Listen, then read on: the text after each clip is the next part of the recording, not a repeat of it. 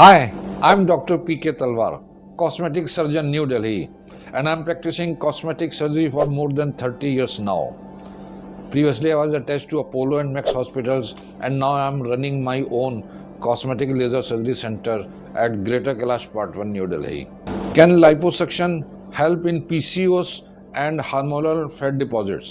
तो PCOS and hormonal imbalance में आपकी जो एक्स्ट्रा फैट होती है वो जमा हो जाती है बॉडी में डिफरेंट पार्ट्स में, और liposuction can it help it और नॉट? तो देखिए, मैं आपको चीज़ बताऊंगा, इसमें दो चीज़ें हैं। पॉलीसिस्टिक ओवेरियन डिजीज़ या हार्मोनल इम्बैलेंस के कारण आपके बॉडी में फैट डिपॉजिट हो गया है, ये तो हो गई एक चीज़, तो आपको हार्मोनल इम्बैलेंस तो है। दूसरा कि अब जो फैट डिपॉजिट हो गया है तो उसका इलाज क्या है? तो सबसे पहले आप क्या कोशिश करते हैं? डाइटिंग हैबिट्स चेंज करते हैं, डाइट, और आप एक्सरसाइज करते हैं, मेडिकेशंस लेते हैं।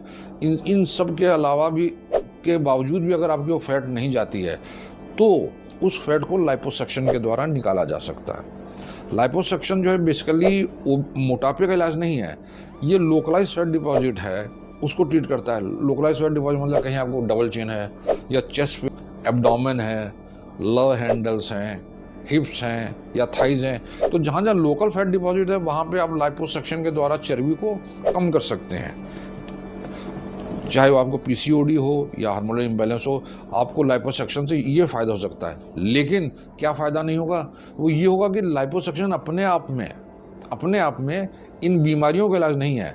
लाइपोसक्शन पीसीओडी या हार्मोनल इम्बैलेंस जो आपकी बॉडी में हो रहा है उसका इलाज नहीं कर सकता वो, लेकिन उसके कारण जहाँ जहाँ फैट डिपॉजिट हुई है उसको डेफिनेटली निकाल सकता है। अब इसमें खतरा यही रहता है कि अगर आपका हार्मोनल इम्बैलेंस ठीक नहीं हुआ है तो आपकी दोबारा फैट डिपॉजिट आ सकते हैं डिफरेंट पार्ट्स ऑफ बॉडी में, क्योंकि आप उसका इलाज लाइपोसक्शन ने नहीं किया है। तो देयर कैन बी जो आप बोल सकते हैं रिकरेंस है या कहीं फैट आपको दोबारा आ गया है, तो ये हो सकता है, ये पॉसिबिलिटी है।